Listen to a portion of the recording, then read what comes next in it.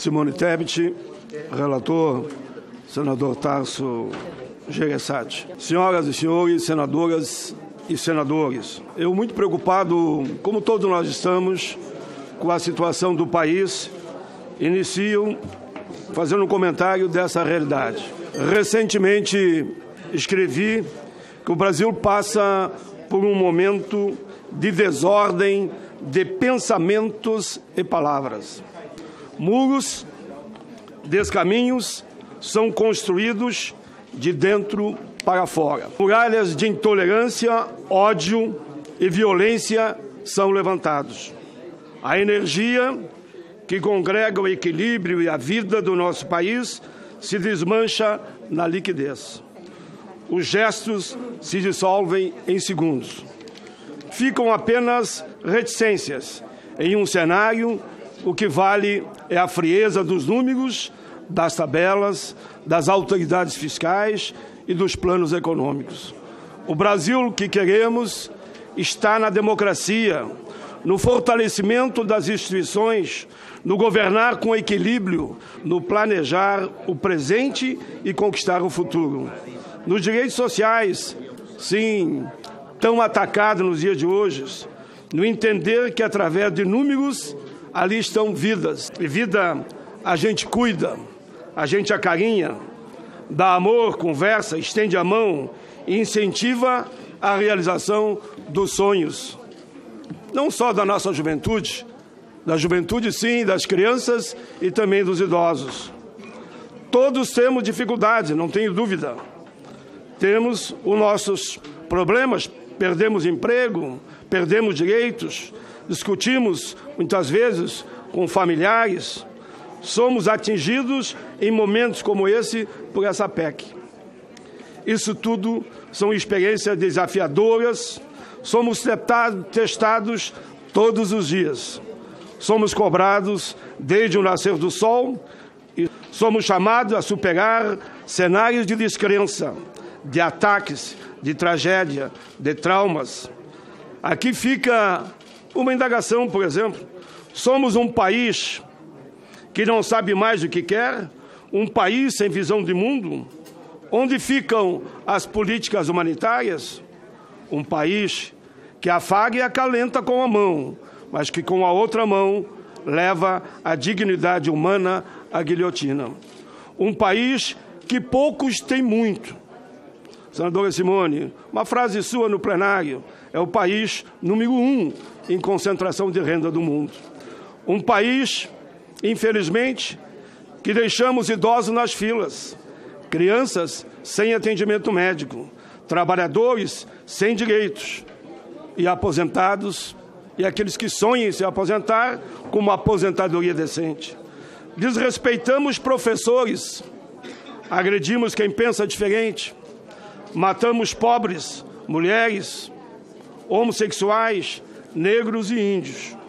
É o país que me preocupa a cada dia que passa. O nosso mapa não compreende mais as linhas imaginárias da decência humana. Perdemos o senso de justiça, perfeição. Somos um país que está a caminho de perder a alma. Onde está a nossa prudência, a nossa fraternidade, a nossa solidariedade? Falta-nos fazer o bem no mais amplo sentido. Falta-nos colocarmos na lata do lixo as disputas mesquinhas do campo ideológico.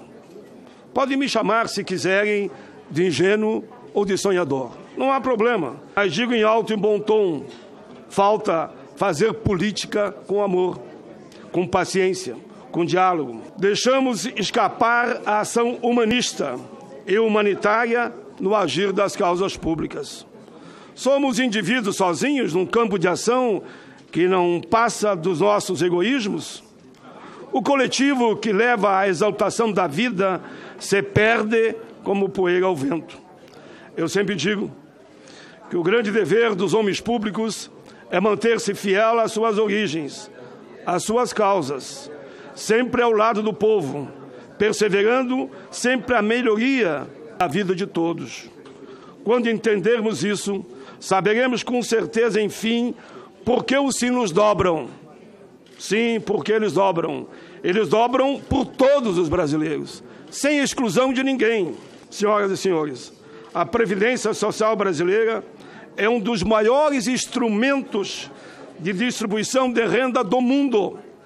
Beneficia, direta e indiretamente, cerca de 80 milhões de pessoas e tem forte contribuição na dinamização da economia dos municípios. É a Previdência que implementa a economia dos municípios, mais que o Fundo de Participação dos municípios, por meio dos pagamentos dos aposentados e pensionistas. Ela está sempre presente na vida do trabalhador do campo ou da cidade, na vida das famílias, nas aposentadorias, nas pensões. A reforma da Previdência, da forma que foi apresentada, eu espero que o Senado mude, penaliza quem? Esse cenário que eu descrevi. Penaliza os pobres, os mais necessitados, reduz o valor das aposentadorias, atinge as pessoas com deficiência, os idosos carentes e joga as futuras gerações na insegurança e na injustiça. Aumento do tempo mínimo de contribuição, redução drástica do valor das aposentadorias, redução do valor dos benefícios por invalidez, pensão por morte, em valor inferior ainda ao próprio salário mínimo. Redução da pensão em função da perda de condições de dependente, extinção na prática de todas as aposentadorias especiais. Mais de 12,7 milhões de pessoas perderam o abono do PIS. Falta de isonomia, inclusive, em todas as áreas. Entrega para bancos e empresas privadas de 40% da Previdência Pública. Entrega para os bancos e as empresas privadas a Previdência Complementar. Senhores e senhoras, sempre lutei e nós lutamos por uma reforma de inclusão e não de exclusão. Inclusão é melhorar o serviço público, é garantir direito à população, é reduzir taxas de juros, conceder aumento real do salário mínimo e não, como está sendo proposto, diminuir até o valor da inflação mais PIB no cálculo do salário mínimo. É repactuar a federação, é construir uma nova estrutura no campo tributário, com solidariedade progressiva, é investir na infraestrutura, é valorizar a indústria nacional. Nós temos que fazer as coisas acontecerem para o bem coletivo e não individual. Temos que dialogar, tolerar, temos que agir com retidão, buscando o senso de justiça, de equidade e do dever, fazer o possível e buscar o impossível.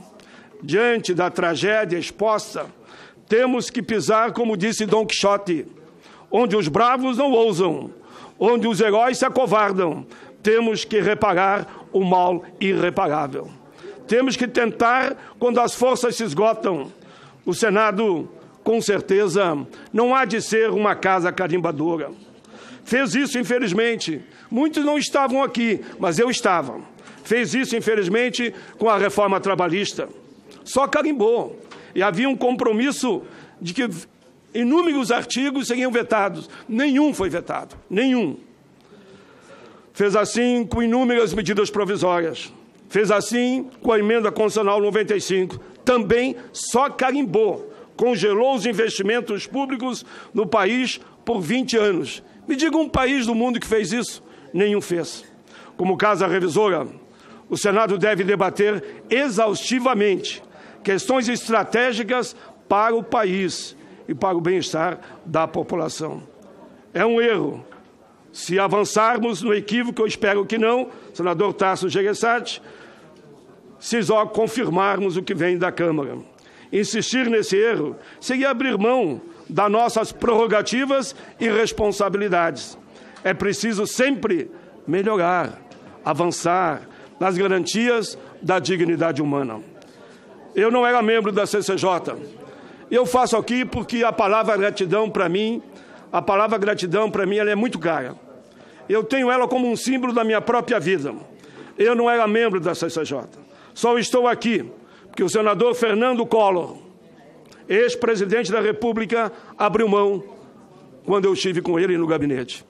Ele levantou o telefone e, na mesma hora, disse: retire o nome da CCJ, eu quero que o Paim assuma essa vaga. Obrigado, ex-presidente Fernando Collor. E por isso quero agradecer respeitosamente. Agradeço também a liderança do meu partido e ao bloco parlamentar da Resistência Democrática, que permitiu que eu lesse aqui o relatório em nome de todos. Quero também dizer, senhores e senhoras, esse é o momento do voto mais importante das nossas vidas. Esse voto vai interferir na vida da geração passada, da presente e do futuro. Todos serão, de uma forma ou de outra, atingidos. A PEC 6 de 2019 foi apresentada pelo chefe do Poder Executivo à Câmara dos Deputados em 20 de fevereiro de 2019, após ter sofrido alterações no exame da admissibilidade lá na Câmara dos Deputados e também depois na Comissão Especial. Esse breve relato já evidencia o quanto a PEC 6 de 2019, até ser aprovada, demandou esforço para correções e aperfeiçoamentos, mas o texto remetido ao Senado ainda é um texto elevadamente complexo, problemático, sob o prisma da sua constitucionalidade e mérito, embora preserve expressamente, na forma do seu artigo 3º, como não poderia deixar de ser, a semelhança do ocorrido na emenda número 20 de 98 e na emenda 41 de 2005, que versavam igualmente sobre a previdência social, a aposentadoria de servidores públicos, a integridade de direitos adquiridos ao gozo de benefício, para os quais tenham sido cumpridos os requisitos para a sua obtenção até a data da entrada em vigor da emenda condicional. Ainda que não exercido, a PEC 6 de 2019 afeta os benefícios dos futuros segurados e os direitos em fase de aquisição pelos atuais servidores e segurados do regime geral da Previdência. Como eu dizia, prejudica o passado, o presente e o futuro em matéria de direito adquirido. Dificulta sensivelmente o acesso a benefícios de aposentadoria, fixando regras de transição que, com efeito, impõem idades mínimas ou soma de idade a tempo de contribuição elevados, inclusive para trabalhadores expostos a agentes nocivos e à sua saúde e à integridade física. Eu pergunto, da PEC aprovada, como vai se aposentar um mineiro com 15 anos no subsolo? Hoje não é vinculado à idade, é sim o tempo que ele fica no subsolo. Como vai se aposentar um metalúrgico, que hoje é 25 anos de contribuição, em área penosa, insalubre e periculosa, não é vinculado à idade. Como vai se aposentar um professor que tem também direito a especial e não é vinculado à idade? Em resumo, extingue sim a aposentadoria por tempo de contribuição, instituindo apenas a aposentadoria por idade. Porque ninguém vai conseguir 40 anos de contribuição. A média do emprego do brasileiro é 5,1 por ano. Eu arredondo para 6. Se eu arredondei para 6, a média nacional, significa o quê? Para você ter 40 anos de contribuição, você tem que estar na atividade por 80 anos. Se começou com 20, com 80, significa 100. Com 100 anos, vai se aposentar por tempo de contribuições.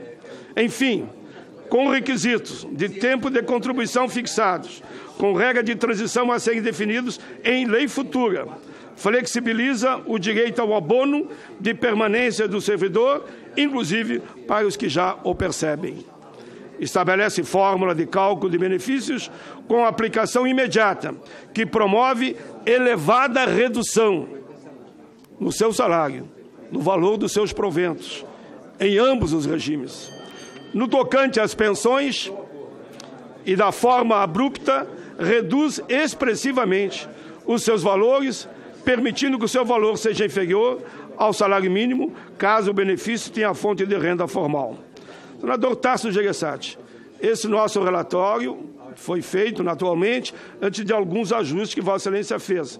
Eu deixo aqui esse reconhecimento, que não tinha mais, pelo menos em 2 casos, Vossa Excelência ajustou de forma diferente.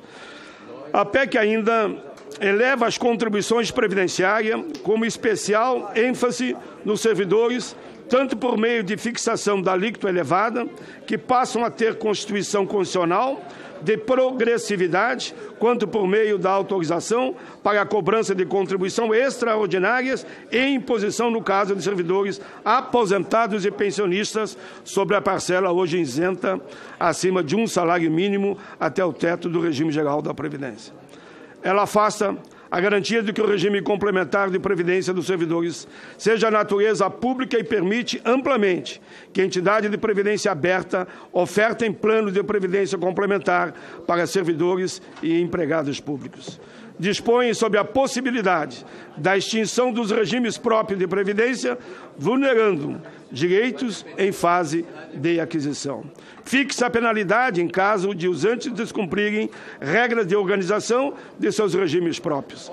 A PEC altera ainda regra de acesso ao benefício de prestação continuada e ao abono salarial, reduzindo o acesso a tais direitos.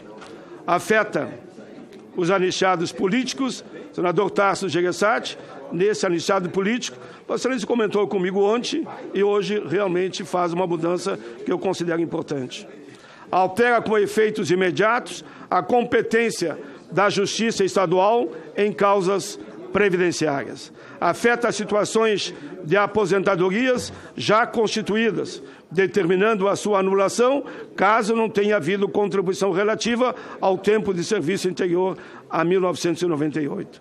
Fixa a vedação da incorporação de vantagens temporárias de servidores à remuneração e aos proventos, e dispõe sobre a incorporação de parcelas variáveis devido aos servidores a título de produtividade, mitigando o direito ao provento integral. Afasta a aplicação da desvinculação das receitas da União sobre as receitas da Seguridade e restabelece a alíquota de contribuição sobre o lucro líquido dos bancos em 20%, índice que vigorou até dezembro de 2018 e agora volta. Positivo. Estabelece regra limitadora do direito do segurado especial, trabalhador rural, contar do tempo de atividade sem o recolhimento de contribuição, equiparando esse tempo a tempo de contribuição fictício, que passa a ser integralmente vedado para tal fim e define regra de transição vinculada à cobertura do Cadastro Nacional de Informações Sociais.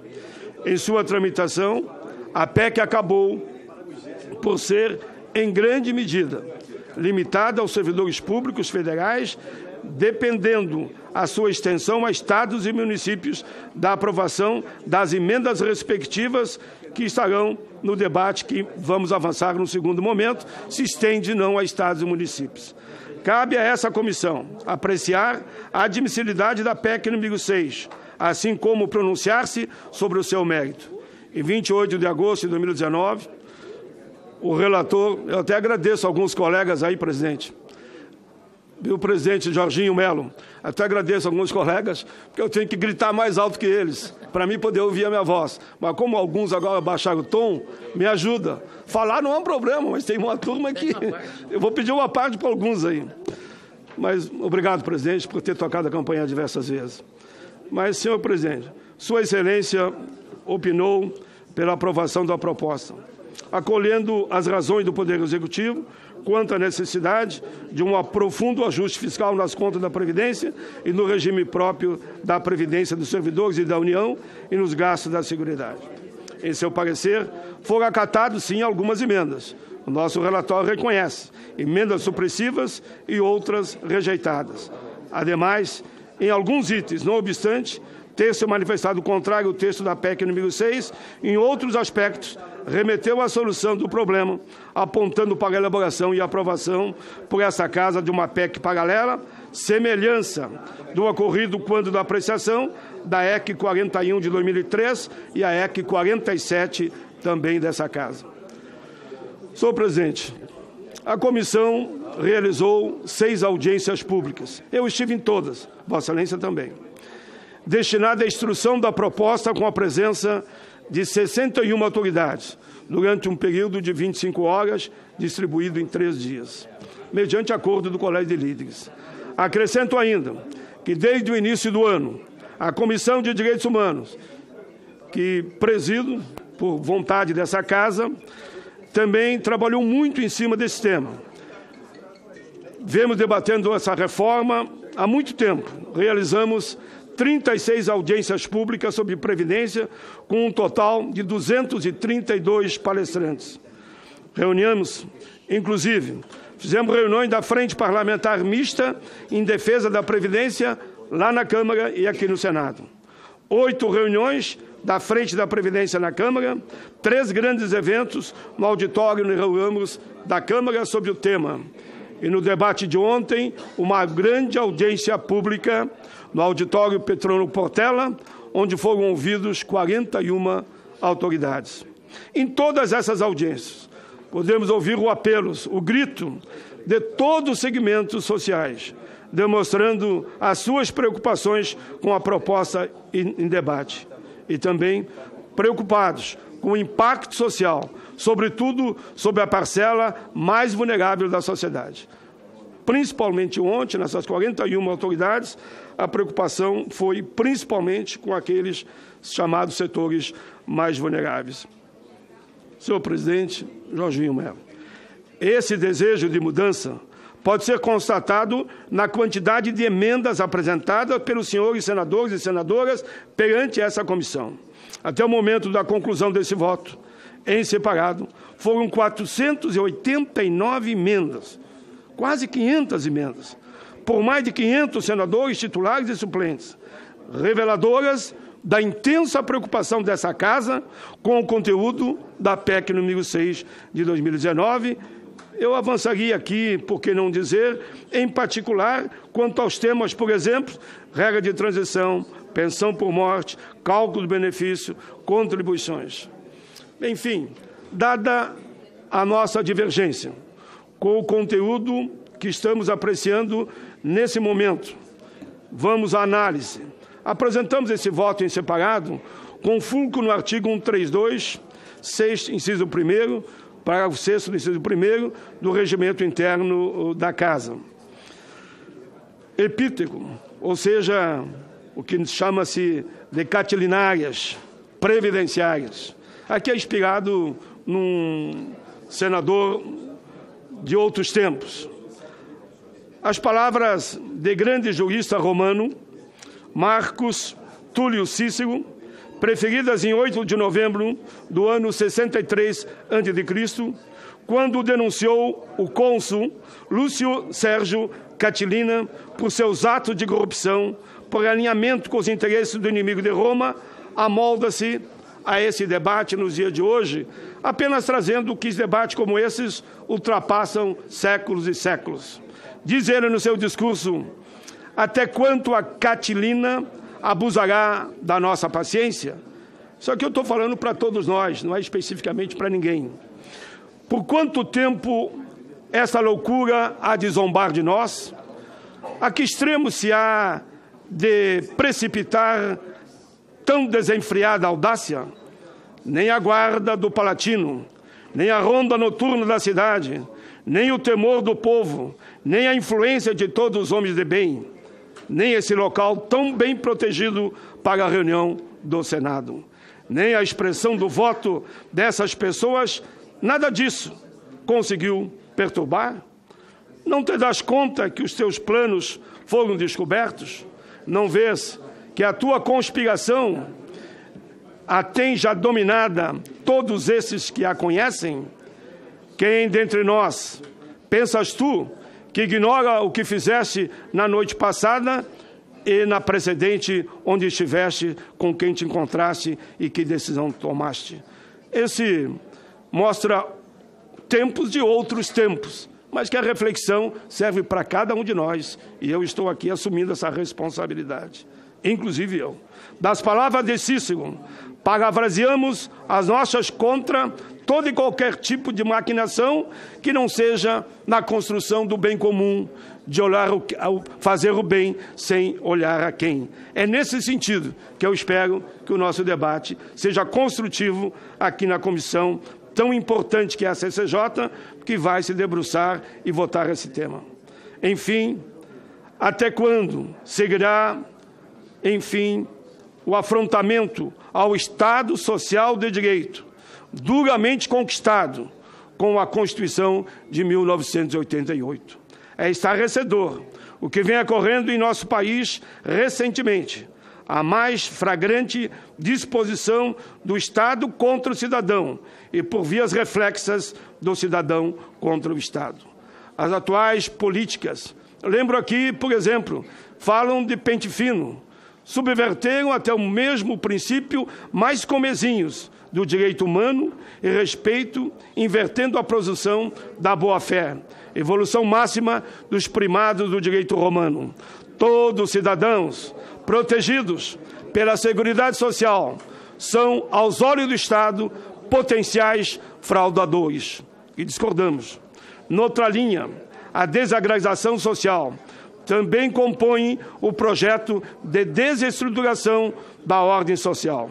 A propaganda do Estado, desde a gestão passada, passou a adotar como fundamento da reforma da Previdência o combate a privilégios, ou seja, a exacerbação do individualismo e do mútuo julgamento social entre classes profissionais. Afinal, eu ainda quero saber o que são e onde estão os privilégios. Quais critérios definem o cidadão que tem privilégios? São aqueles que ganham até 2, 3 salários mínimos, porque a reforma, 80% do impacto é sobre aqueles do chamado economia que se fará, é sobre aqueles que ganham exatamente em torno de 2 a 3 salários mínimos, que são 80%. Nossa Carta Magna, ora sobre reforma, delega à Seguridade Social a função de, por sua política tripartite, Previdência, Assistência e Saúde, garantir o primado do trabalho. O objetivo da ordem social é o bem-estar e a justiça social. Não podemos, enquanto legisladores, trair a confiança do povo e votar pela fragilização do sistema de proteção social, criado em 1988.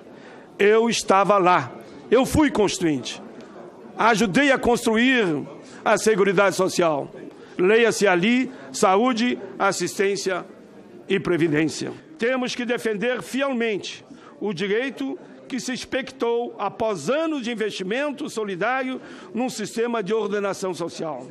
Trair essa confiança é ir contra os objetivos da ordem social. Trair essa confiança é aniquilar o consenso de justiça. Esse conceito não é meu. Não é meu.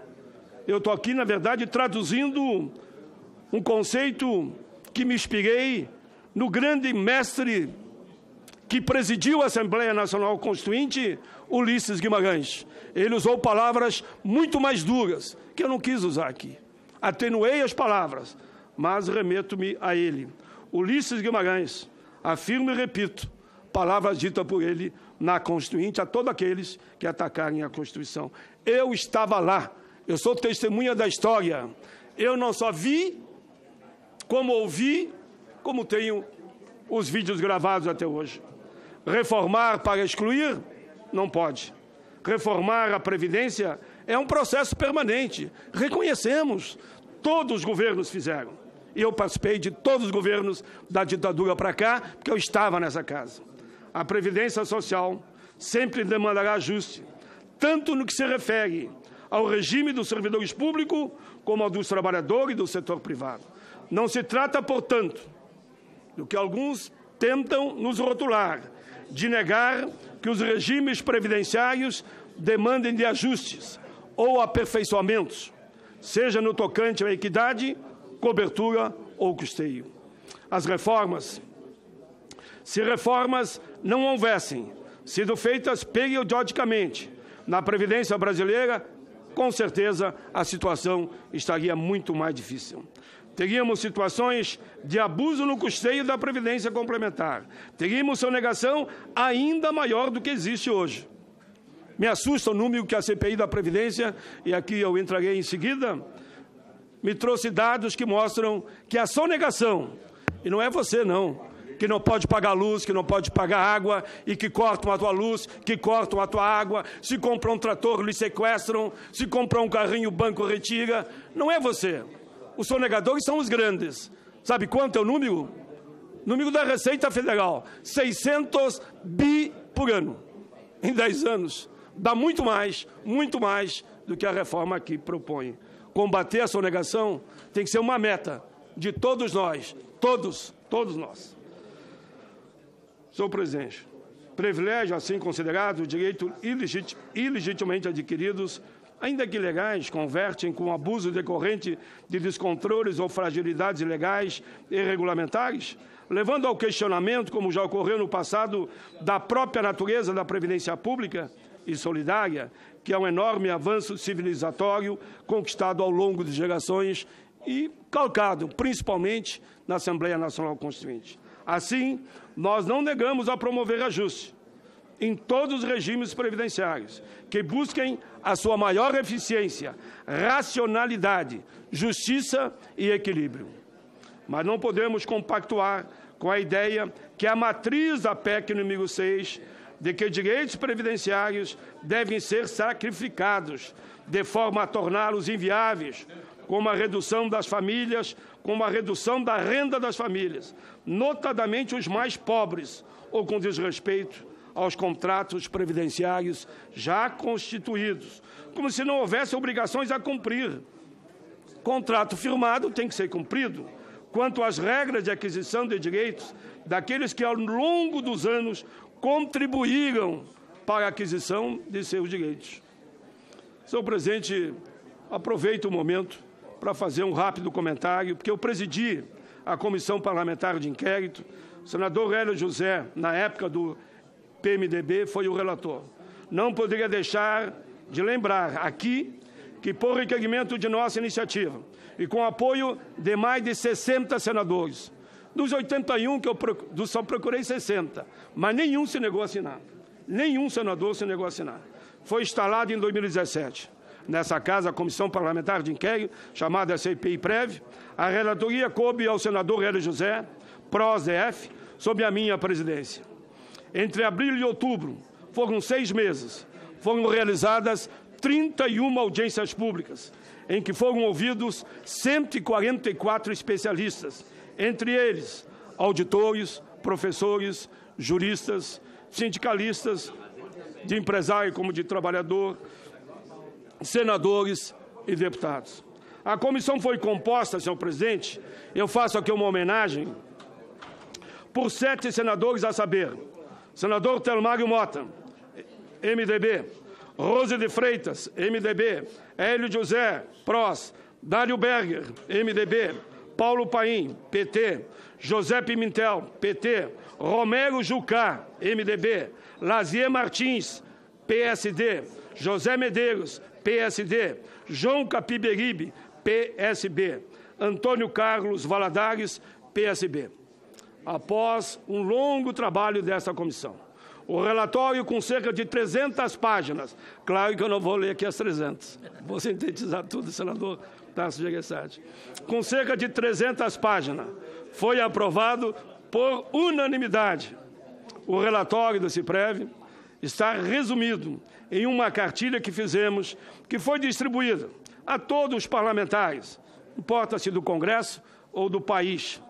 Ali apontamos e fizemos um diagnóstico, identificando diversos problemas do sistema previdenciário. Apontamos caminhos que, de forma sucinta, vou destacar aqui. Principais problemas da nossa Previdência. Primeiro, problema de gestão. Segundo, combate à fraude, ou seja, de arrecadação, fiscalização, sonegação, corrupção, desonegações e desvinculação de receita. Principais caminhos apontados por essa CPI que eu tive orgulho de presidir, repito, Hélio José foi o relator. Principais caminhos apontados, reforma a gestão da Previdência para ajustar. Primeiro, a forma de cobrar os grandes devedores. Tem que ser mais duro, mais firme. E não me venha com aquela frase que eu não aguento mais de ouvir. Não, porque a Vale, porque a Transbrasil, porque a VASP. Ninguém convocou isso. Eu convoquei os grandes bancos e todos vieram, os devedores, todos. E todos os grandes devem. E todos disseram, devo, não nego, não pago, mas nós estamos brigando na justiça. Há controvérsia, como eles dizem.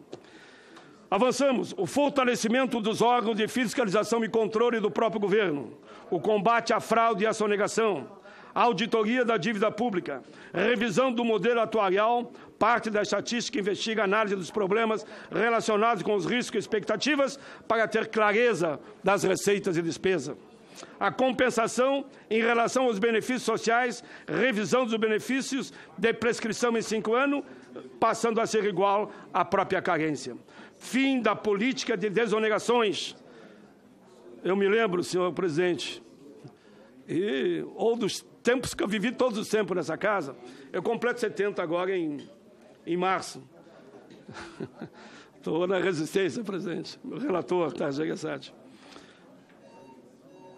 Eu, quando ouvia lá os convidados naquela comissão, eu ficava perplexo quando a própria Receita nos pedia: façam leis mais duras, que permita a nós combater mais a desoneração, não aprove nunca mais refis. A Receita pediu. Porque o refis é uma renegociação, que o cara paga 2 meses, fica mais 2 anos sem pagar, depois tem outro refis, fica mais 2 anos sem pagar, e ali na frente ele recebe, inclusive, o perdão. Fim da política de desonerações, e aqui eu quero dar um destaque. O que disseram para nós? Desonerem a folha de pagamento, que nós vamos gerar milhões de novos empregos. E não foi nem governo Temer e nem governo Bolsonaro. Eu procuro não citar pessoas, nomes, a não ser que seja de forma elogiosa. Então não foi nem nos 2 governos, foi nos governos do passado. Se desonerou, fez desoneração da folha, e sabe quantos empregos geraram? Nenhum. Nenhum. É que nem a reforma trabalhista, ia gerar emprego, não gerou nenhum emprego. Enfim, acabar com os refis, combater e punir a apropriação indébita. Sabe quanto é a apropriação indébita por ano? Eu quero dizer que nesse país, 90%, na minha avaliação, dos empresários como Vossa Excelência são empresários sérios. Mas tem uns 10% que tiram do trabalhador e não repassam para a Previdência. É 30 bi por ano. Só aí. Se não botasse na cadeia, que teria que ser o lugar, o cara descontou do trabalhador e ficou para a sua vida pessoal, particular, aumentar a sua riqueza, teria que ter um tratamento responsável e proporcional ao ato que ele está fazendo contra a população. Propensão indébita, exatamente. No campo legislativo, o que a CPI propõe? Aprovar a PEC número 24 de 2003, é de minha autoria, que proíbe que o dinheiro da Seguridade Social seja destinado para outros fins. Só isso. Eu estou brigando desde 2003. Independente dos governos, não consigo aprová-la. Não tem jeito. Se ninguém bota a mão no dinheiro da Seguridade, por que não aprovar uma PEC que diz que o dinheiro da Seguridade Social não pode ser destinado para outros fins? Proposta de emenda à Constituição que impeça o governo federal que retire recursos da Previdência usando o instrumento perverso da desvinculação das receitas da União DRU, que tanto tem drenado preciosos recursos do sistema previdenciário. Sabe quanto saiu da Seguridade? 1,5 trilhão. Me parece que nessa proposta que está em debate, a DRU desaparece. Me parece não, é verdade, desaparece. Proposta de emenda à Constituição que consolide a competência da Justiça do Trabalho para a efetiva cobrança das contribuições previdenciárias não recolhidas durante o vínculo empregatício. Ora, não recolheu a parte nem do empregado e do empregador que responda pelos seus atos. Mais uma proposta da CPI de emenda à Constituição, recriar o Conselho Nacional de Seguridade Social com a participação da formulação e fiscalização da proposta orçamentária da Seguridade a determinar a não aplicação da DRU nas receitas da Seguridade. Projeto de lei apresentado no Senado, foi apresentado, que permite a flutuação da alíquota de contribuição das empresas. Essa alíquota poderá aumentar em 1 ponto percentual sempre que a empresa reduzir, seguir um incentivo, reduzir em 5% a mais seu quadro de pessoal. E, na verdade, aqui o conjunto da proposta seria um incentivo cada vez maior para a empresa que mais contratar. Esse é o resumo da proposta, esse é o objetivo. Projeto de lei do Senado pagaria menos para a Previdência aquelas empresas que ela demonstrar que efetivamente está contratando cada vez mais, em vez que, claro, que poderia entrar, eu não estou proibindo, na linha só da automação, da robótica, na cibernética, que aí, cada vez mais, os trabalhadores perdem a sua oportunidade. Dou um exemplo aqui. Eu tive na França a convite dos trabalhadores franceses para discutir o problema da automação. Eles me mostraram que eles combateram a automação, não houve forma nenhuma de combater, é errado querer combater a automação, tu tem que entrar num processo, quem sabe sim, de redução de jornada, mas não combater a automação, porque o mundo todo caminha nesse sentido. Então, estou fortalecendo a ideia, e aí vem aquela ideia que, para mim, avança a cada dia que passa, que é melhor avançarmos, se sairmos da contribuição sobre a folha, que a gente avançasse sobre faturamento e lucro e diminuir o percentual sobre a folha. Enfim, projeto de lei do Senado que retira do ordenamento jurídico brasileiro a possibilidade da extensão da punibilidade aos crimes contra a ordem tributária que atualmente ocorrem com o pagamento do tributo. Sustentabilidade da Previdência Social brasileira. A PEC 6 foi concebida nos marcos do atual governo, da ortodoxia fiscal, que vem sendo implementada no Brasil desde a disposição da deposição da presidenta constitucionalmente eleita Dilma Rousseff. Essa ortodoxia gerou a emenda constitucional número 95, teto dos gastos. Congelou gastos públicos federal em termos reais até 2036. Na prática, trata-se de um teto de gastos declinante em relação ao PIB. O gráfico que mostro a seguir vai ficar nos anais, porque naturalmente não vou descrever o gráfico. O gráfico a seguir identifica cenários da evolução, ou melhor, da involução das despesas primárias em relação ao PIB, a partir da hipótese do crescimento para os próximos 20 anos. Mostra que quanto maior for o crescimento da economia, menor será a participação da despesa primária em relação à renda nacional, e o gráfico está aqui. Em um cenário realista, crescimento médio real do PIB de 2,5% ao ano, que nos dá uma dimensão da possível trajetória das despesas primárias nos 20 anos de vigência da EC 95, o gasto do governo federal sairá de cerca de 20% do PIB em 2016 para 12,5% em 2036. A área econômica do governo foi mais ousada na sua previsão. Calculou que a redução da despesa primária entre 0,5% a 0,6% do PIB anualmente. Se essa estimativa se configurar, o gasto para financiar as políticas públicas do governo federal, aqui que é o gancho, cairá ainda mais, para cerca de 10% do PIB no final de 2036, ou seja, pela metade da atual. Vai gastar a metade do que gasta hoje nas políticas sociais. Considerando a participação no orçamento federal do gasto do setor público consolidado, que envolve as 13 esferas de governo, a emenda em vigor tem potencial para diminuir em 20 anos cerca de 1/3 da atual participação do Estado na economia. A EC 95 cria a restrição fiscal para justificar a redução das despesas obrigatórias, especialmente a previdenciária, mesmo que o país cresça e gere receita, a despesa primária ficará sujeita ao teto. Olha o que eu digo aqui, escreva o que eu digo aqui. Logo, logo ali, a emenda 95 vai ser revogada. Não porque a Comissão de Direitos Humanos já aprovou uma emenda popular, eu peguei para relatar e revogamos a emenda 95, claro, naquela instância. Mas escrevam o que eu digo, não passará 5 ou 4 ou mais anos que a emenda 95 vai ser revogada, independente de quem seja o governo. Vamos em frente.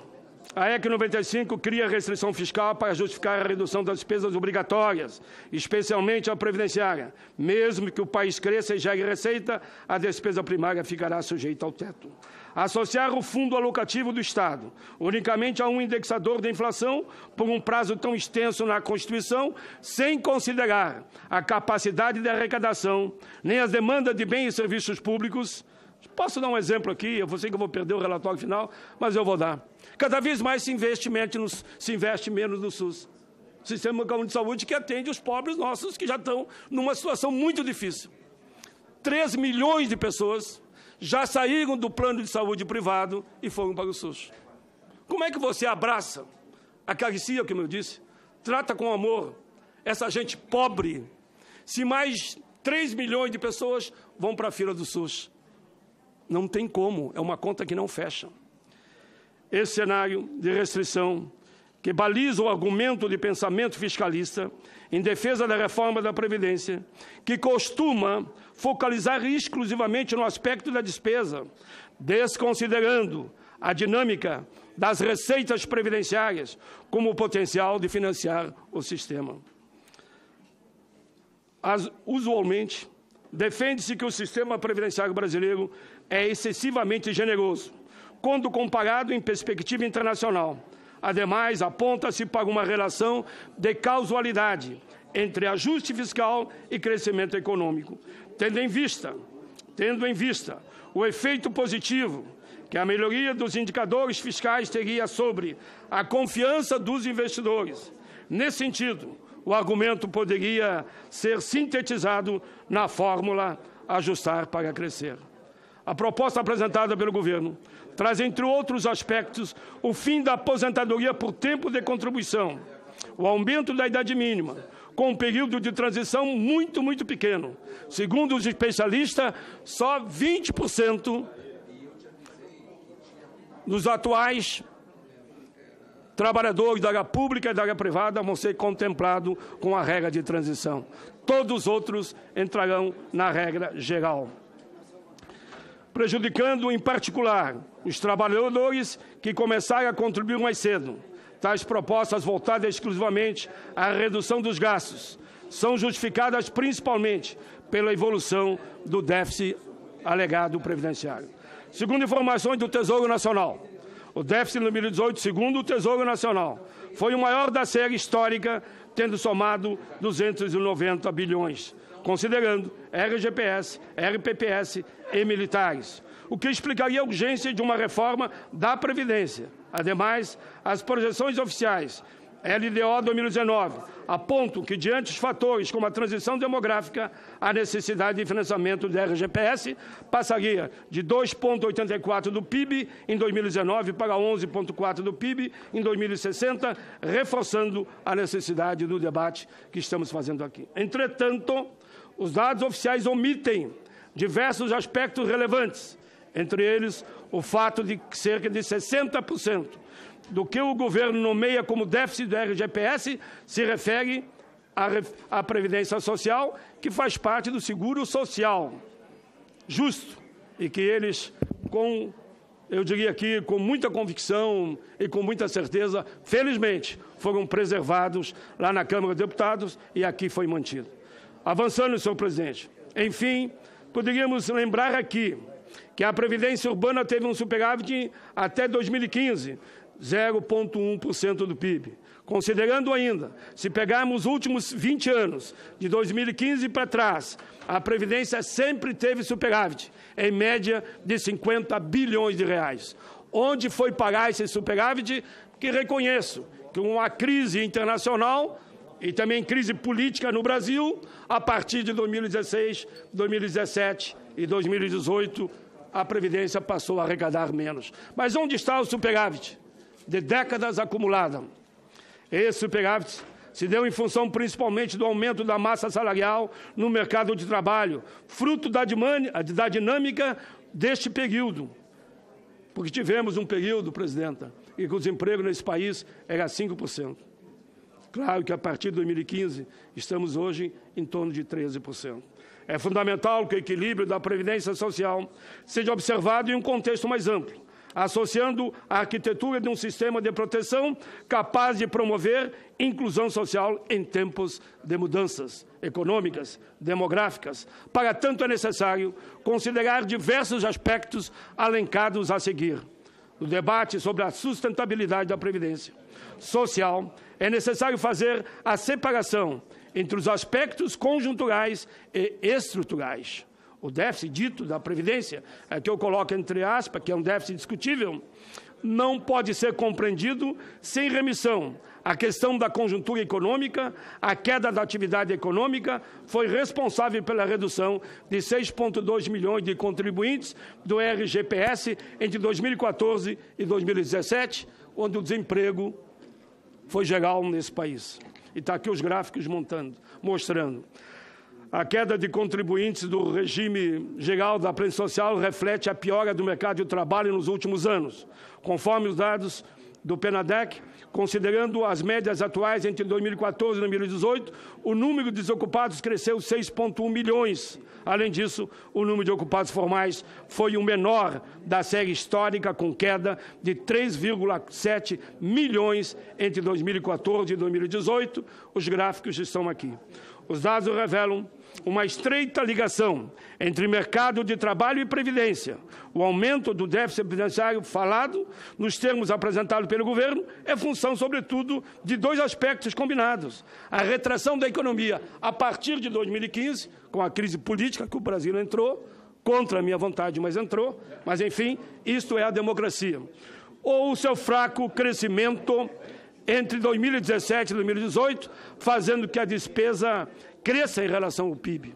Do outro lado, a arrecadação previdenciária se reduz, com a crise espelhando a situação do mercado de trabalho. O gráfico abaixo demonstra a queda da arrecadação do RGPS no período da crise econômica. Quanto mais pessoa desempregada, claro que menos a Previdência arrecada.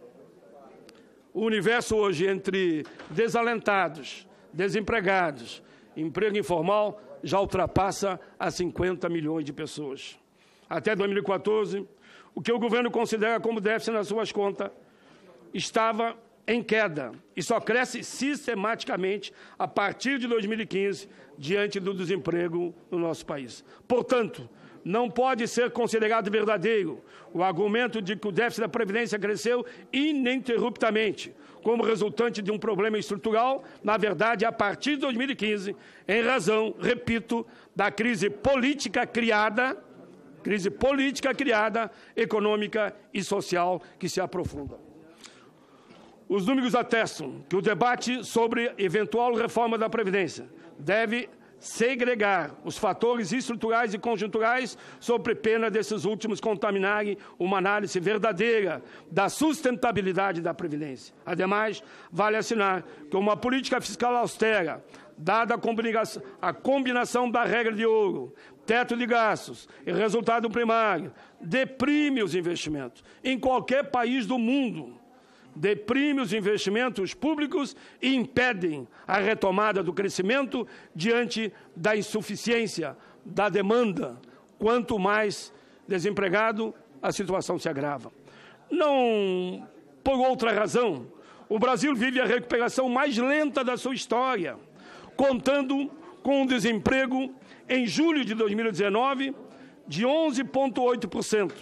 A subutilização, 24,6%. A ausência de política de geração de emprego e renda prejudica a sustentabilidade do regime, pois afeta a sua arrecadação. Além disso, senhores e senhoras, a reforma trabalhista de 2017, que fui contra, agradeço aos senadores que aprovaram o meu relatório na comissão, mas perdemos no plenário. Reforço. A reforma trabalhista de 2017, realizada na gestão anterior, tende a piorar a situação porque precariza o mercado de trabalho, dificulta as contribuições previdenciárias, consequentemente, diminui a arrecadação. Diante do exposto, é necessário inverter a máxima fiscalista, ajustar para crescer, transformado em crescer para ajustar. Essa é uma condição, senhora presidenta, para a sustentabilidade da Previdência Pública no nosso país. As projeções de longo prazo revelam a necessidade de um ajuste na Previdência apenas pelo lado da despesa? Não. Da arrecadação. Se não vai ficar do lado da despesa, diminui os direitos e se aumenta as contribuições. E daí? E o mercado? Qual é o papel dele? Nenhum. Só faturar aquilo que vai receber. A reforma da Previdência não pode ter foco exclusivo em redução de valor e quantidade de benefícios previdenciários, sob a pena de afetar especialmente quem? Classe média e os mais pobres. É fato que a situação demográfica no Brasil está se alterando e sofrerá grandes mudanças ao longo das próximas décadas, conforme os gráficos a seguir, que mostram para nós novos desafios. Mas esses desafios devem ser avaliados de maneira mais completa, sem omitir aspectos centrais para o equilíbrio financeiro da Previdência. Como diz O estudo feito pela Gentil et al. 2017 constrói em cenário das contas da RGPS, considerando o crescimento da produtividade, da receita e do emprego formal. No cenário do governo, o déficit da RGPS alcançando, segundo eles, 1,447 bilhões em 2050. No entanto, em um cenário moderado, com um crescimento médio de 2,5% da produtividade, 1% de receita, 1% de emprego, vamos chegar a uma simulação dos atores, demonstrando que seria possível obter superávit atuarial a partir de 2038, conforme o gráfico que eu deixo aqui para os anais da casa. A simulação demonstra que o equilíbrio das contas previdenciárias não pode focar, repito, como venho repetindo há meses, apenas no corte de direitos. É necessário tomar medidas que ampliem a produtividade do trabalho, as receitas previdenciárias, a formalização do trabalho. No primeiro caso, são fundamentais políticas voltadas à educação, à ciência, à tecnologia, tão atacados hoje, infelizmente, nesses tempos em nosso país. No entanto, o ajuste fiscal em curso, sobretudo, repito de novo, a REC 95, que vão revogar ali na frente, vai no sentido oposto, reduzindo despesas primárias em relação ao PIB de 2036.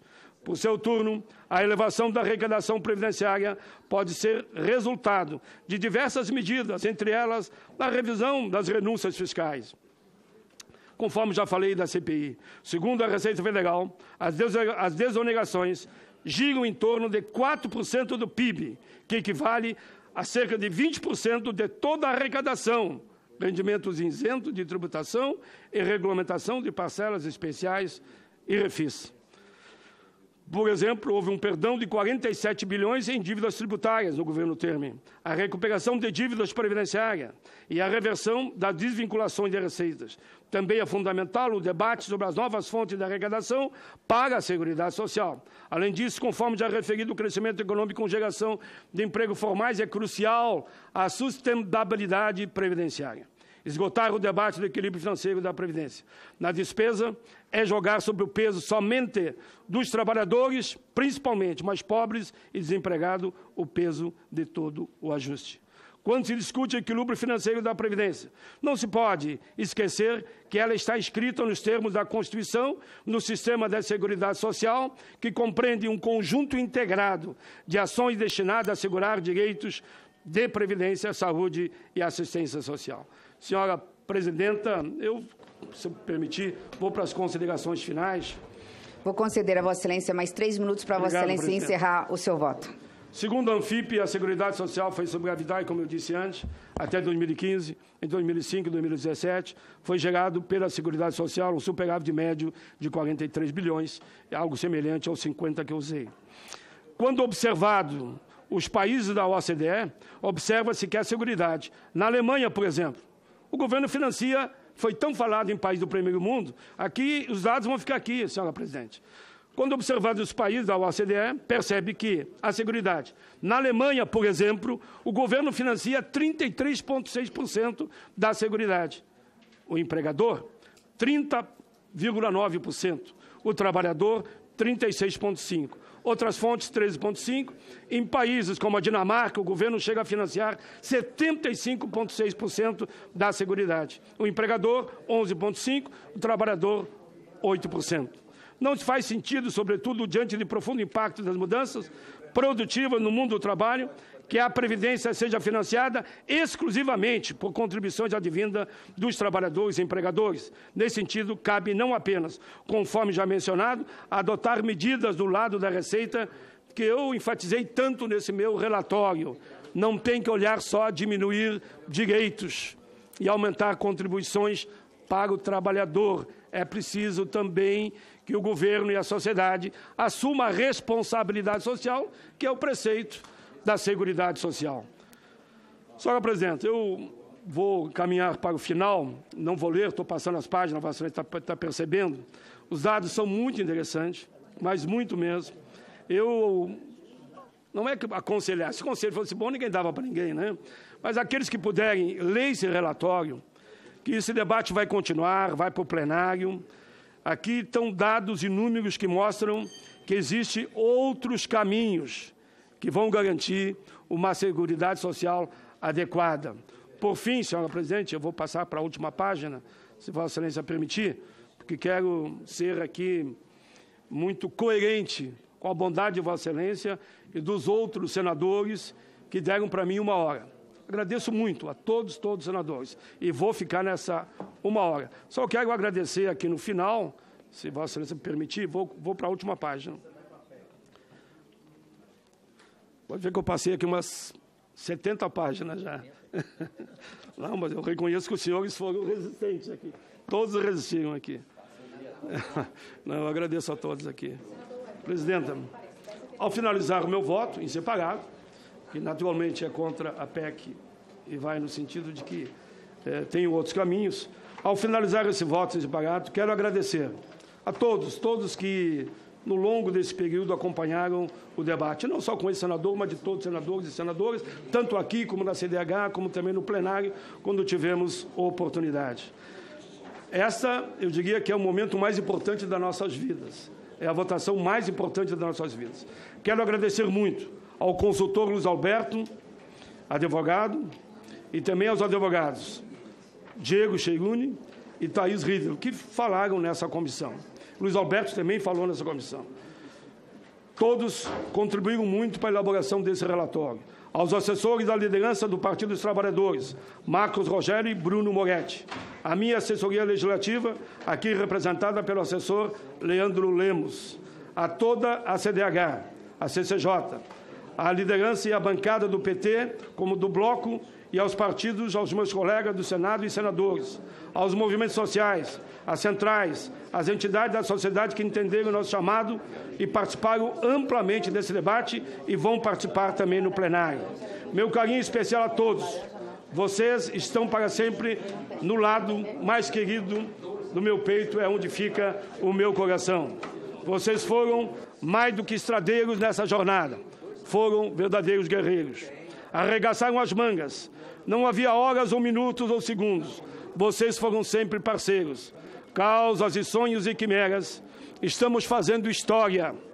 No futuro, com certeza, esses votos de nós outros e o nosso parecer e a opinião de cada um será contado pelas gerações futuras, em versa ou prova, ou mesmo quando tiverem, lembro meu Rio Grande, na roda de chimarrão, ou mesmo ouvindo a batida do tambor, Jacques Wagner. Causas e sonhos e quimeras. Estamos fazendo história, sim. É a última página, presidente. É 30 segundos. Antônio Machado, em Cantares, assim escreveu. Aí a última frase. Se o pessoal puder abaixar um pouquinho, porque é a última frase, é 10 segundos só. Antônio Machado, em Cantares, assim escreveu. Tudo passa e tudo fica. Porém, o nosso é passar. Passar fazendo caminhos, caminhos sobre o mar. Caminhante, são tuas pegadas.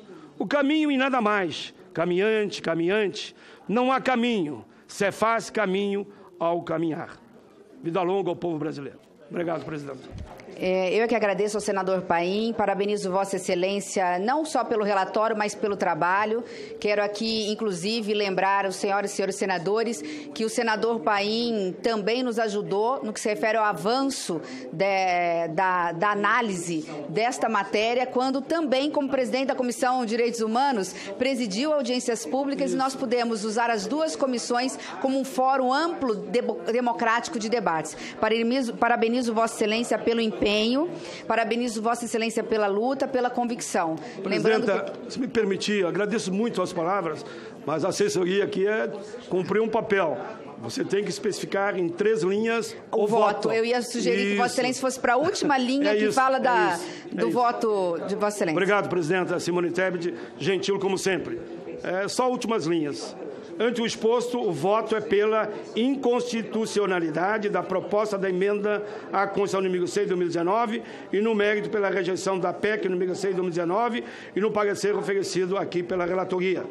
Fazemos isso com respeito, com muito respeito ao voto de todos e também ao voto do povo dos nossos estados, que nos honrou com um mandato de senador nós todos, para defendermos a Constituição da República e o direito do povo brasileiro. Assinam o voto, me permita, presidente, são 6 só. Senador Paulo Paim, senador Humberto Costa, senador Jacques Wagner, senador Rogério Carvalho e senador Paulo Rocha e senador Jean Prats. Jean Paul Prats.